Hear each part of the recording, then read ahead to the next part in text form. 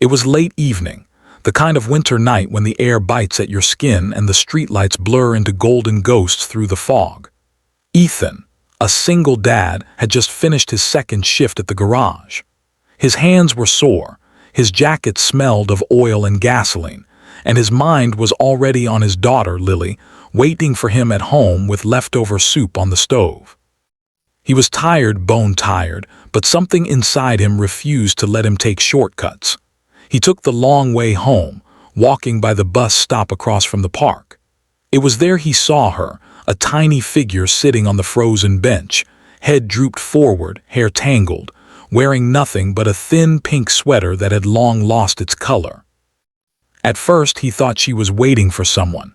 Then he saw her slump forward slowly, lifelessly, until her small body hit the pavement. "Hey, hey," he shouted, rushing over. The little girl didn't respond. Her lips were pale, her hands trembling as if she was trying to hug herself warm. Ethan lifted her gently into his arms. She was light, too light, and could feel the chill radiating from her skin. He didn't think, he just acted. He carried her across the street to his old truck, started the heater, and wrapped her in his jacket. "Hey, sweetheart, you're okay, you hear me? You're safe now." The girl's eyelids fluttered, her voice was faint. "Mommy said she'll come back."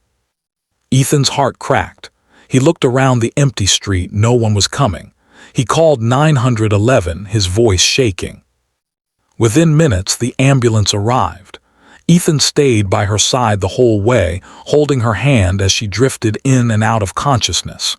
"It's gonna be okay," he whispered, even though he wasn't sure it would be. At the hospital, the nurses said she was severely malnourished and suffering from hypothermia. The doctor told Ethan she might not have made it another hour.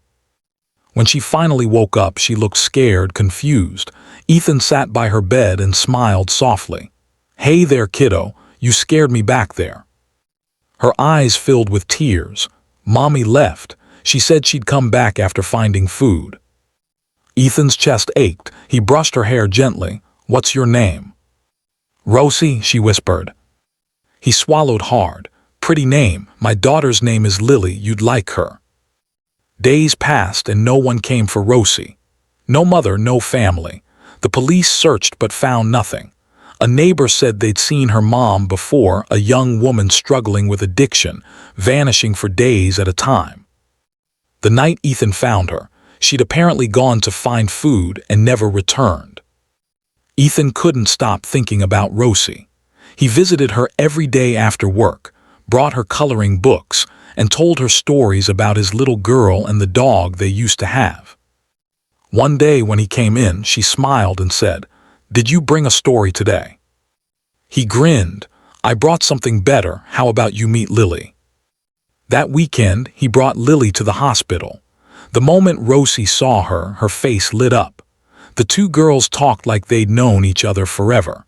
They drew pictures, shared snacks, and giggled as if the hospital walls around them didn't exist. For the first time, Rosie laughed. That night, as Ethan tucked his daughter into bed, Lily whispered, "Daddy, Rosie should come live with us. She's lonely." He sighed, brushing her hair. "I wish it were that simple, sweetheart." But life sometimes listens to the wishes of kind hearts. A few weeks later, the social worker told Ethan that no relatives had come forward. Rosie would be placed in foster care. Ethan didn't sleep that night. He sat by the window, staring at the frost outside, thinking of the little girl with wide brown eyes who smiled at him like he was her whole world. The next morning, he made a decision. When he showed up at the social services office, the lady behind the desk looked surprised. "You want to apply for guardianship. Mr. Carter, that's a big step." "I know," he said firmly, "but that girl deserves a home, and I've got one. It's not much, just 2 bedrooms and a leaky roof, but it's warm, and it's full of love." Months of paperwork followed. Interviews, inspections, endless questions. But through it all, Ethan never gave up. And one quiet morning, he received the call he'd been praying for. "Mr. Carter," the voice said, "Rosie's placement is approved. You can come get her today." He drove to the orphanage with Lily beside him, clutching a teddy bear. When Rosie saw him walk through the door, her eyes filled with tears. "You came back." He knelt down and opened his arms. "I told you I would." She ran to him, sobbing into his chest. Lily hugged her too, saying, "See, I told you Daddy's the best." From that day on, Rosie had a home. She and Lily became inseparable sisters by heart, not by blood. Years passed. The girls grew up strong and kind. Ethan worked hard, sometimes 2 jobs, but every night he'd come home to laughter, hugs, and the sound of 2 girls singing in the kitchen. On Rosie's 16th birthday, she stood up during dinner and said, "Dad, I know you're not my real dad, but you're the only one who ever made me feel loved.